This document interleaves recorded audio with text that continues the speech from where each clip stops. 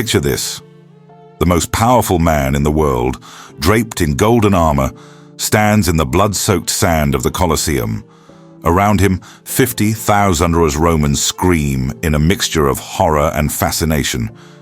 In front of him, a massive African lion paces, its muscles rippling under tawny fur. This isn't some gladiatorial spectacle featuring a condemned criminal or professional fighter. This is the Emperor of Rome himself, about to battle a wild beast for the entertainment of his subjects. Can you imagine the absolute insanity of this moment? The ruler of the greatest empire in human history, voluntarily stepping into an arena to fight animals that could tear him apart in seconds. But this wasn't a one-time publicity stunt or some desperate act of a failing emperor. This was Tuesday for Commodus. Historical records document that Commodus fought in the arena over 1,000 times during his reign. 1,000 times. Court historians recorded him personally killing lions, leopards, bears, and ostriches with his bare hands and various weapons. According to the historian Cassius Dio, who witnessed many of these spectacles, Commodus would enter the arena almost daily, treating the Colosseum like his personal playground of death. What made this even more disturbing was how the crowd reacted. Romans were used to gladiatorial games, but seeing their emperor, the man they believed was chosen by the gods, rolling around in the sand, covered in animal blood, broke something fundamental in their understanding of imperial dignity. Imagine if the President of the United States suddenly decided to spend his afternoons wrestling alligators on live television. That's the level of shock we're talking about. The emperor would arrive at the Colosseum in elaborate processions, wearing specially crafted armor that glittered in the sun. But once he stepped into that arena, something primal took over. Witnesses described how his eyes would light up when he heard the roar of wild beasts being released from their cages. Ancient sources tell us he would actually smile when facing down creatures that had killed dozens of gladiators before him. But here's what makes Commodus truly terrifying. He wasn't doing this because he was forced to or because he'd lost his mind. Contemporary sources describe him as calculating and deliberate in his arena appearances. He planned these fights, trained for them, and genuinely believed that by fighting like a gladiator, he was proving his divine strength to the Roman people. If royal cruelty and calculating brutality disturb you, please subscribe to the channel because this psychopathic ruler redefined what it meant to be an emperor. And what I'm about to tell you about his background will show you exactly how the son of Rome's most philosophical emperor became its most bloodthirsty monster. The most chilling part? Commodus wasn't born this way. His father, Marcus Aurelius, was literally called the philosopher emperor, a man who wrote beautiful meditations on virtue, wisdom, and moral leadership. So how did the son of Rome's most thoughtful ruler become a man who forced senators to watch him decapitate ostriches for entertainment? This transformation didn't happen overnight. It was a gradual descent into brutality that would ultimately destroy not just Commodus himself, but shake the very foundations of the Roman Empire. What happened next would show the world that even the greatest civilizations could produce monsters who wore crowns. To understand how Commodus became such a monster, we need to go back to his beginning, because his story starts as the complete opposite of what he would become. This wasn't some street thug who clawed his way to power. This was literally the most privileged child in human history, born into the greatest dynasty Rome had ever known. Commodus's father, Marcus Aurelius, was everything a Roman emperor should be. While other rulers spent their time partying and plotting, Marcus Aurelius wrote philosophical treatises about virtue, justice, and self-control. His personal diary, which we know today as Meditations, reads like a manual for how to be a good person. This man literally believed that being emperor meant serving others, not yourself. Picture the most perfect father-son relationship you can imagine. And that's what Marcus Aurelius tried to create with Commodus. Historical records show that Marcus brought his son everywhere, to military campaigns, to Senate meetings, to diplomatic negotiations. He wanted Commodus to see what real leadership looked like. The emperor would spend hours personally tutoring his son in philosophy, strategy, and statecraft. According to court chroniclers, young Commodus was actually brilliant. He learned languages faster than his tutors could teach them. He memorized entire philosophical texts. He could discuss military tactics with seasoned generals when he was barely a teenager. Everyone who met him came away convinced that Rome's future was in capable hands. But here's where the story gets disturbing. Even during these golden years, there were signs that something was fundamentally wrong with Commodus. Roman historians documented strange incidents that his father tried to brush off as youthful energy. When Commodus was 12, he was caught forcing slaves to fight each other to the death for his entertainment. When confronted, he didn't show remorse. He showed annoyance that adults were interfering with his fun. Marcus Aurelius, being the philosophical man he was, believed he could fix this through education and moral guidance. He hired the best tutors in the empire, thinking that proper instruction in virtue would cure whatever darkness was growing in his son. Ancient sources tell us that Marcus would stay up late into the night, desperately trying to understand why his lessons in compassion weren't taking root. The tragic irony is that Marcus Aurelius was probably the most qualified person in history to raise a good emperor, yet he was completely helpless against whatever was happening inside Commodus's mind. Imagine being the world's leading expert on moral philosophy and watching your own son slowly transform into everything you stood against. What makes this even more heartbreaking is that Marcus genuinely loved his son. Letters preserved from this period show a father who kept believing that tomorrow would be the day Commodus finally understood the weight of imperial responsibility. He kept making excuses, kept hoping, kept trying to see goodness where none existed. But if you thought a philosophical education and unlimited privilege would create a good emperor, you're about to discover just how wrong that assumption can be. Because the first real signs of Commodus's true nature were about to emerge, and they would terrify everyone who witnessed them. The warning signs started early, and they were absolutely terrifying. When Commodus turned 15, something happened that should have been a massive red flag for everyone in the imperial court. According to the historian Herodian, young Commodus was caught staging private gladiatorial games using palace slaves as fighters. But this wasn't just boys playing with wooden swords. These were real fights to the death, organized by a teenage prince who would sit and watch with the same expression most people have while eating breakfast. What made this incident truly disturbing wasn't just the cruelty, it was how methodically Commodus approached it. Court records show that he had created an entire ranking system for his slave fighters, keeping detailed records of wins and losses. He would bet on the outcomes with other young nobles, treating human lives like pieces in a board game. When palace officials tried to shut down these fights, Commodus didn't throw a tantrum like a normal teenager.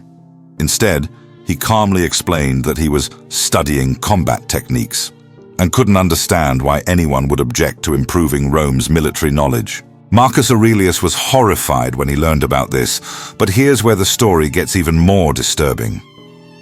Instead of showing shame or remorse when confronted by his father, Commodus appeared genuinely confused by the emperor's anger.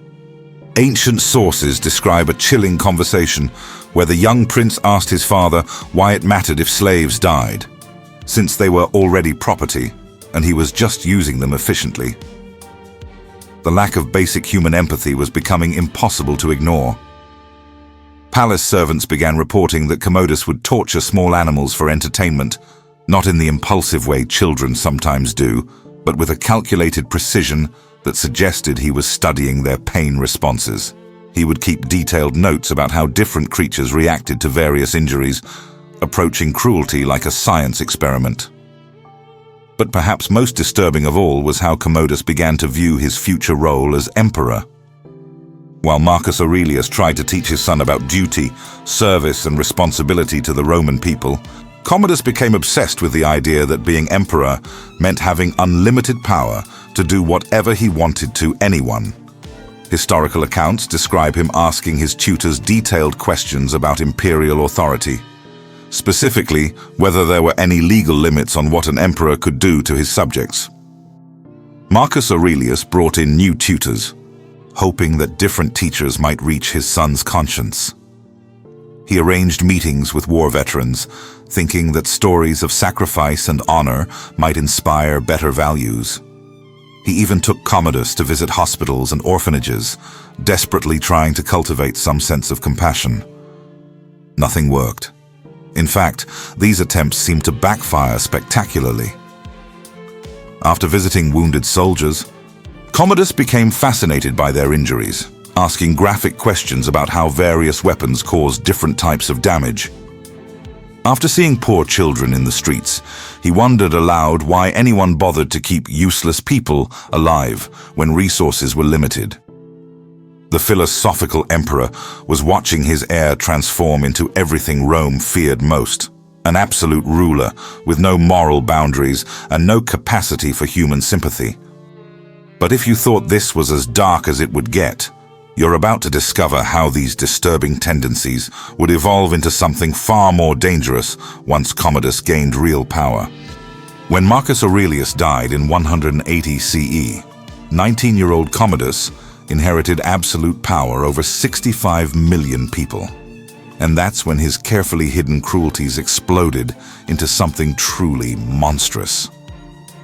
Within weeks of becoming emperor, Commodus began implementing what can only be described as systematic brutalization of anyone who crossed him. But this wasn't the random violence of an angry teenager. This was calculated, methodical cruelty that revealed a mind that had been planning these atrocities for years. His first target was his own sister, Lucilla, who had dared to suggest that maybe he should listen to the Senate's advice about governing.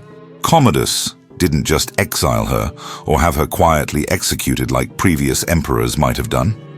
Instead, he forced her to watch as he tortured her closest friends to death, one by one, over several days. Historical accounts describe how he would pause between sessions to calmly eat meals, then return to continue the torment with the same casual attitude most people have while doing paperwork. But what truly revealed Commodus's psychopathic nature was how he treated the palace staff.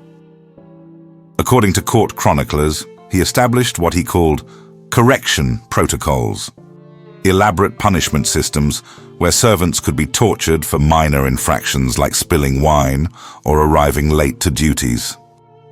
The disturbing part wasn't just the punishments themselves, but how Commodus would personally design each one to match what he considered the specific character flaws of each victim.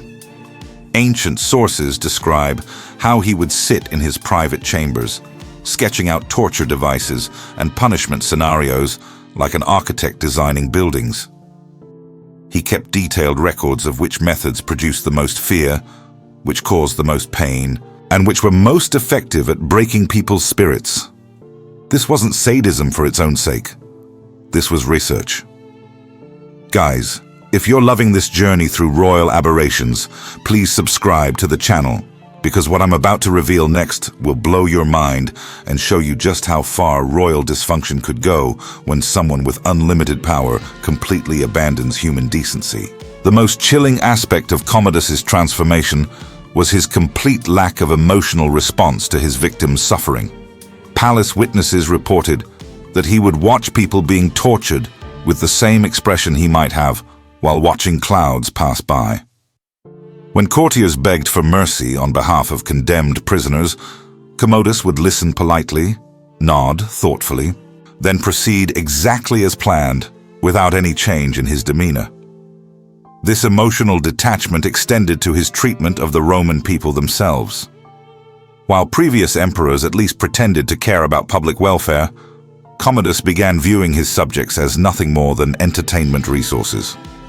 He started forcing citizens to participate in elaborate public humiliation rituals, not because they had committed crimes, but simply because he found their fear amusing. But these palace atrocities were just the warm-up act.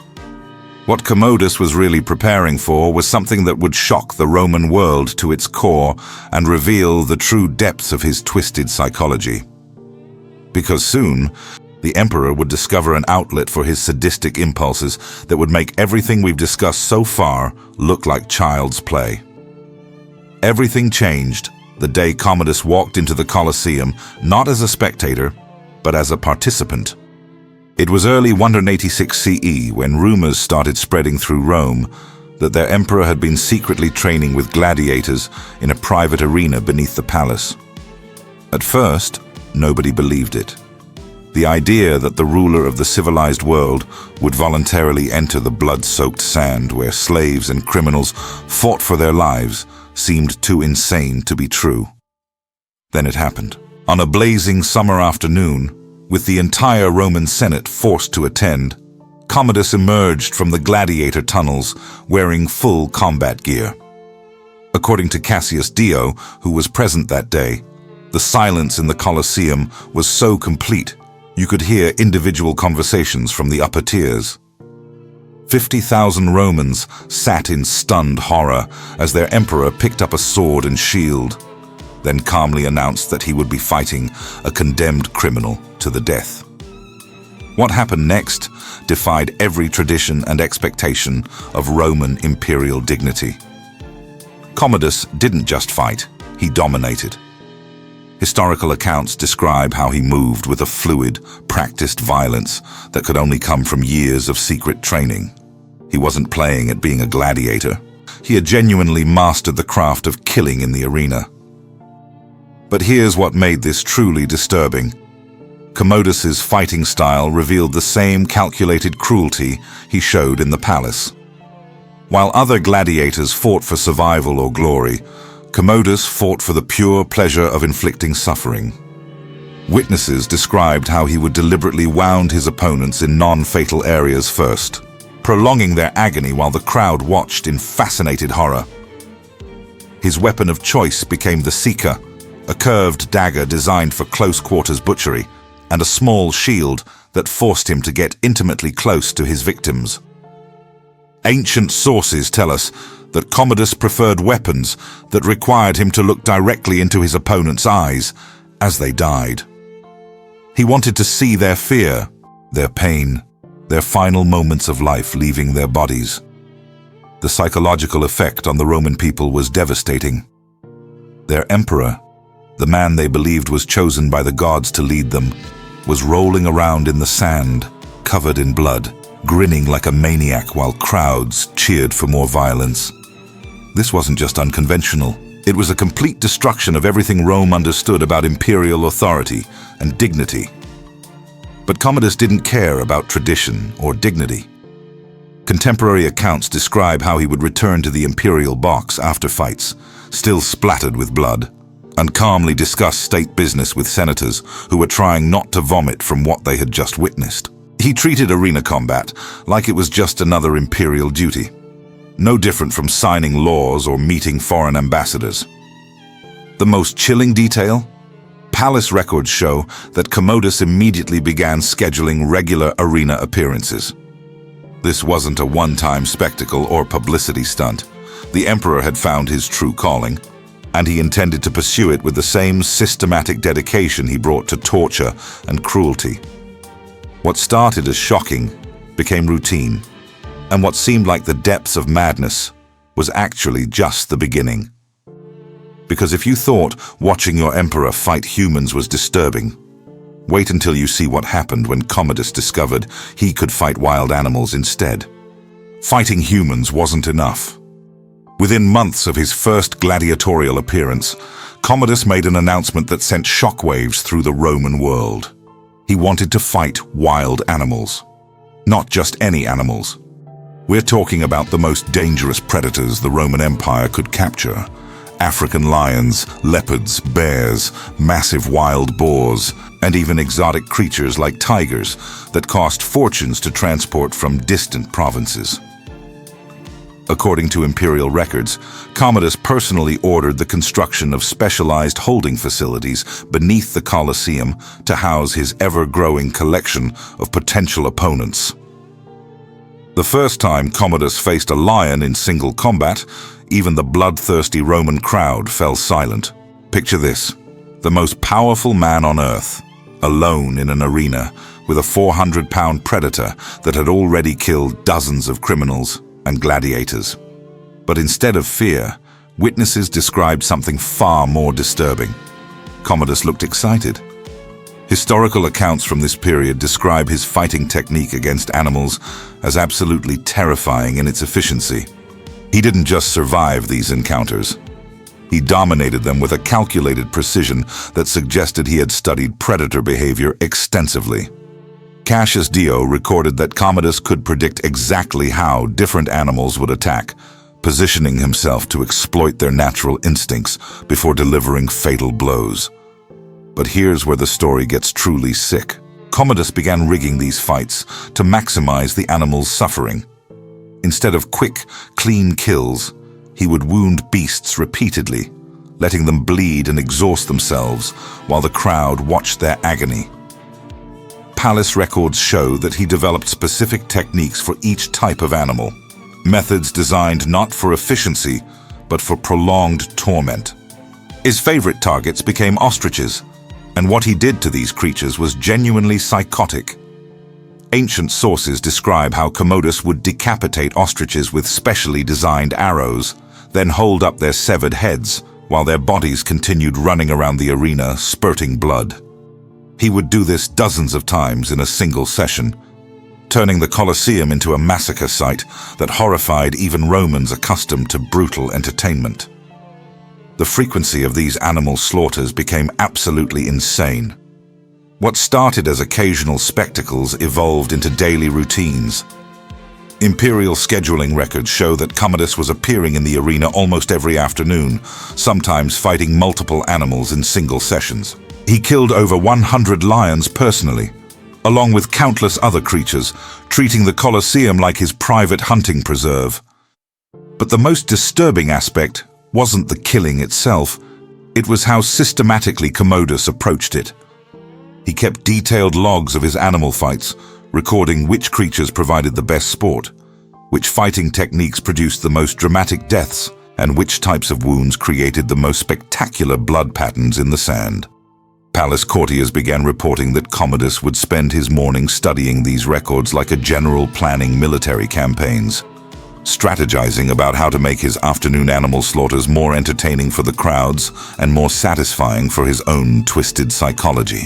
What had started as shocking imperial behavior was rapidly becoming something far more dangerous, a complete abandonment of human civilization in favor of barbaric spectacle.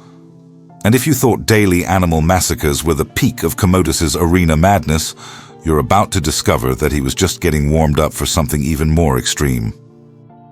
By 190 CE, Commodus had completely lost touch with reality, and what happened next would prove that the Roman Empire was being ruled by someone who had become more beast than man.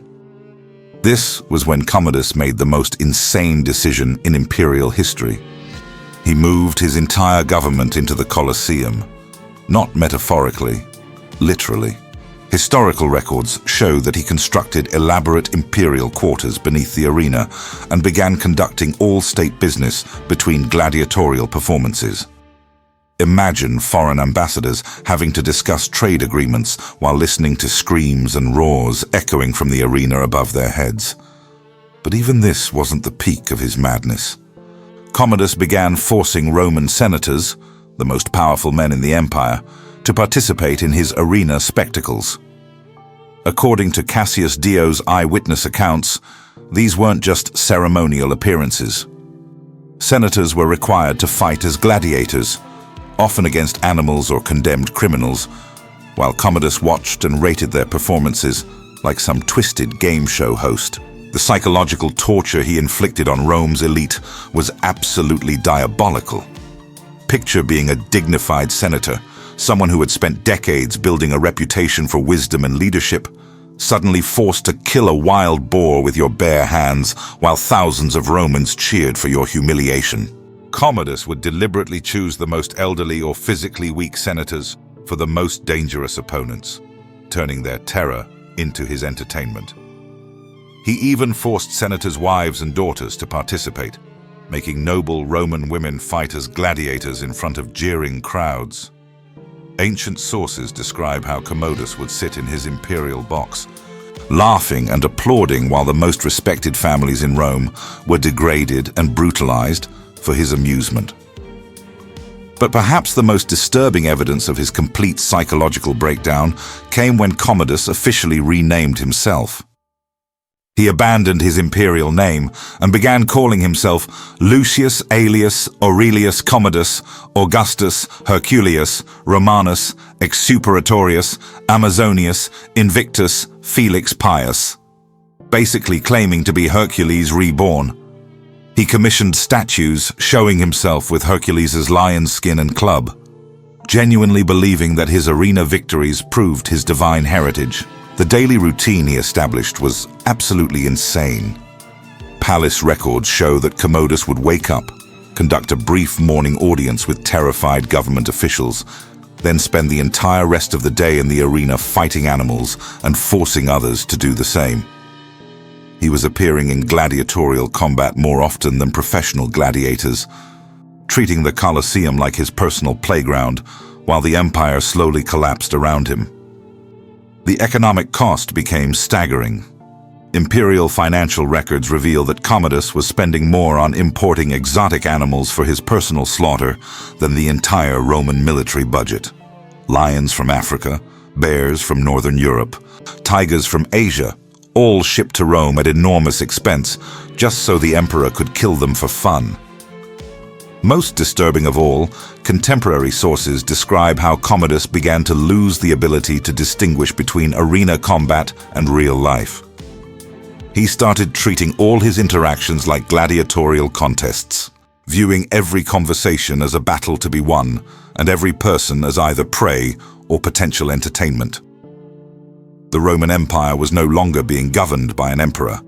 It was being held hostage by a gladiator who happened to wear a crown.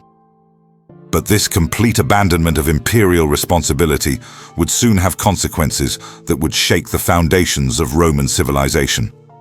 While Commodus was busy playing gladiator, the Roman Empire was quietly falling apart, and the political consequences of his arena obsession were about to destroy everything his predecessors had built. The Senate, once the most powerful deliberative body in the known world, had essentially ceased to function. How could they conduct serious government business when their emperor might randomly order them to fight wild animals between legislative sessions? Historical records show that Senate attendance dropped by over 70% during Commodus's reign, as terrified senators began fleeing Rome rather than risk being selected for the emperor's deadly entertainment. But the real political disaster was happening in the provinces. Foreign ambassadors and provincial governors were reporting back to their own governments that Rome was being ruled by a madman. According to diplomatic correspondence preserved from this period, other nations began to view the Roman Empire as a joke rather than a threat. Treaties were broken, tributes went unpaid, and border tribes started launching raids because they correctly sensed that Roman leadership was completely distracted. The military situation became catastrophic.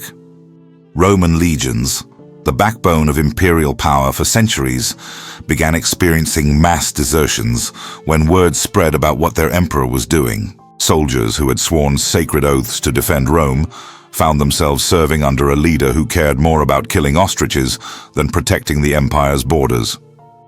General morale collapsed as reports filtered back from Rome about senators being forced to fight as gladiators while barbarian tribes massed on the frontiers. Military commanders started making independent decisions without imperial approval, because getting orders from Commodus meant risking being summoned to participate in his arena games. The economic consequences were equally devastating. Imperial finances, carefully managed by previous emperors, were being hemorrhaged on Commodus's gladiatorial obsessions. Palace financial records show that the cost of importing exotic animals, maintaining private arenas, and hosting constant spectacles was bankrupting the imperial treasury. Taxes increased dramatically while public services disappeared, as every available resource was diverted to fund the emperor's psychological breakdown. Provincial administration completely collapsed in many regions. Governors appointed by Commodus were chosen not for their administrative skills, but for their willingness to participate in or facilitate his arena spectacles. Competent officials were replaced by gladiatorial enthusiasts who had no idea how to run provinces, but knew how to organize animal fights. The most damaging consequence was the complete destruction of imperial dignity and authority. For centuries, Roman emperors had been viewed as semi-divine figures whose wisdom and strength held the civilized world together. Foreign kings, tribal chiefs, and provincial populations had respected Roman power because they believed it represented superior civilization and leadership. Commodus shattered this perception completely. Contemporary sources describe how foreign delegations would arrive in Rome expecting to meet with a great emperor, only to find themselves watching their host decapitate animals in an arena while covered in blood and gore. The psychological impact on Rome's international standing was irreversible. By 191 CE, even Commodus's closest advisors were beginning to realize that the empire couldn't survive much longer under his rule. Secret correspondence from this period reveals that palace officials, military commanders, and surviving senators were all asking the same desperate question. How do you stop an emperor who has unlimited power and no connection to reality? The answer to that question would come from the most unlikely source imaginable, and it would require a conspiracy so dangerous that discovery meant certain death for everyone involved. By December 192 CE, a small group of palace insiders had reached a terrifying conclusion. Either Commodus died, or the Roman Empire would collapse completely. What happened next was the most dangerous conspiracy in imperial history. The plot was led by three people who had daily access to the emperor: Marcia, his mistress; Eclectus, his chamberlain; and Latus, the Praetorian prefect. These weren't disgruntled outsiders or ambitious generals. These were the people closest to Commodus, and they had seen firsthand just how completely he had lost his mind. The final straw came when palace spies discovered that Commodus was planning something so insane that even his inner circle couldn't stomach it. According to preserved conspiracy documents, the emperor had decided to appear in the arena on January 1st, 193 CE, dressed as a gladiator, and officially open his consulship by killing exotic animals in front of foreign diplomats. He wanted to rename Rome Commodiana and declare himself the reincarnation of Hercules in an official imperial ceremony. This wasn't just embarrassing anymore. It was going to permanently destroy Rome's credibility with every other civilization in the known world. The conspirators realized that if they let this happen, the empire their ancestors had built over centuries would become an international laughingstock with no hope of recovery. The assassination plan was brilliant in its simplicity. They would use Commodus's own gladiatorial obsessions against him. The key conspirator was Narcissus, Commodus's personal wrestling trainer, one of the few people who regularly had physical contact with the emperor and could overpower him. On December 31st, 192 CE, the plan unfolded perfectly. Marcia served Commodus wine laced with poison during his afternoon meal. But the emperor's incredibly strong constitution meant the toxin only made him sick, rather than killing him outright. When Commodus stumbled to his private baths to recover, Narcissus was waiting. What happened next was witnessed by Eclectus and recorded in palace documents. Narcissus, a professional athlete who had trained alongside Commodus for years, strangled the emperor with his bare hands while Commodus was weakened by poison. The man who had killed over one Igener opponents in the arena died helplessly in his own bathtub, overpowered by someone he had trusted completely. The immediate aftermath revealed just how desperate the situation had become. Instead of investigating the murder or seeking revenge, the Praetorian Guard, the Emperor's own elite bodyguards, actually celebrated. Palace records show that when news of Commodus's death spread through the imperial complex, there was spontaneous cheering from soldiers and servants who had lived in terror for over a decade. Within hours, the Senate had declared Commodus a public enemy and ordered his statues destroyed throughout the empire. His gladiatorial records were burned, his arena modifications were demolished, and his official name was struck from all imperial inscriptions. Rome wanted to forget he had ever existed. But here's the tragic irony. Killing Commodus solved the immediate crisis, but the damage he had inflicted on the empire was already irreversible. His death would mark the beginning of a period that historians call the crisis of the 3rd century, a near collapse of Roman civilization that would last for decades. The monster was dead, but the destruction he caused would echo through history forever. The death of Commodus marked the end of more than just one man's life. It marked the end of the Roman Empire as a stable, civilized superpower. The damage he inflicted in just 12 years would ripple through history for centuries. Immediately after his assassination, the empire plunged into what historians call the Year of the 5 Emperors. Within 12 months, 5 different men claimed imperial power, each trying to restore order to a government that Commodus had completely destroyed. The Praetorian Guard, who had celebrated his death, began auctioning off the imperial throne to the highest bidder like it was a piece of furniture. This political chaos directly led to the crisis of the 3rd century, a 50-year period where the Roman Empire nearly collapsed completely. Barbarian invasions, economic inflation, and constant civil wars. All of these catastrophes can be traced back to the institutional damage Commodus caused during his gladiatorial reign. The empire that had once seemed eternal suddenly looked fragile and vulnerable. But perhaps Commodus's most lasting impact was psychological. He had shattered the fundamental Roman belief in imperial dignity and divine authority. For centuries, Romans had viewed their emperors as semi-divine figures chosen by the gods to lead civilization. Commodus proved that unlimited power could be given to someone who was essentially a violent psychopath with good genetics. Modern historians and psychologists have spent decades analyzing Commodus's documented behaviors, and the consensus is genuinely disturbing. Dr. Robert Knapp's research into Roman imperial psychology suggests that Commodus displayed classic symptoms of what we now recognize as psychopathy: lack of empathy, superficial charm, manipulative behavior, and a complete absence of moral boundaries. What makes his case particularly chilling is how systematically he approached cruelty. This wasn't mental illness in the traditional sense. Commodus was perfectly capable of rational thought and long-term planning.